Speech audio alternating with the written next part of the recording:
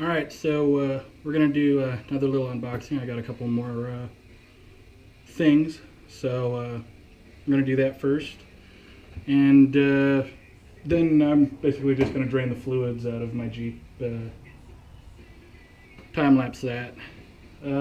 Might get started on tearing some of this stuff out. Maybe the battery will come off, and a lot of these little accessory deals, the jack and stuff that's in here, that'll all come off just so that I can take these fenders off and all that. Might start unplugging some wires, but first we're gonna do a little unboxing. Okay, in my last tool video I said that I had a smaller bore gauge set. You know, I had that T gauge one.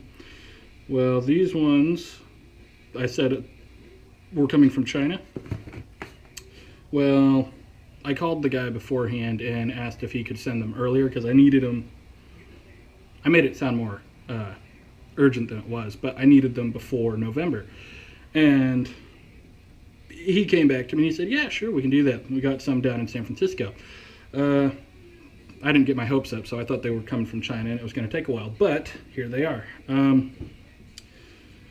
They do the same thing as those T-bore gauges do. They measure the inside of a bore, but these work on even smaller surfaces, and because they're balls, it doesn't really matter if they're cockeyed or not. So you just tighten them up. Oop, I'm doing it the wrong way. Tighten them up, and they expand. And they fill up the inside diameter of a bore, and take a mic and measure it. I guess this is a 1/8 to 1/2 inch set. So here's that little red deal. Next one is necessary. I bought a service manual for the Jeep. Evidently this was an actual, I mean not this particular one, but this edition of the manual was used by service technicians. Got this from, hold on, let me see, the Motor Bookstore. They're out of Texas. This stuff, a little thank you note, and the coup de grace. That's probably the wrong word to be using this, but oh shit. Well, I messed that up. But here is the service manual. I need a 3-ring binder for this now. Half of this is on the floor, but service manual. Evidently this covers everything, like literally everything. Now I have to figure out where all those pages go back in this, so yay. Alright, so this is going to get noisy. Yeah, like I said, we're going to drain the fluids out of this thing. All of them. Oil, coolant, transmission fluid, transfer case fluid. I guess I'll probably even take the power steering fluid out. Probably not necessary, but gonna do it anyway. And we're gonna start taking the wiring harness, you know, unplug it from the lights, and we're gonna get it off of the fenders. I don't know if I'm actually going to take it all of the way off from the back. It'd probably make it easier to do it that way, and then I can lay it out on the ground and work out what I need to do with it, but I don't know if I'll do that just yet. So that's the plan right now. We're just going to take all of the accessories off of the fenders and get working on taking this front clip off. So, alright.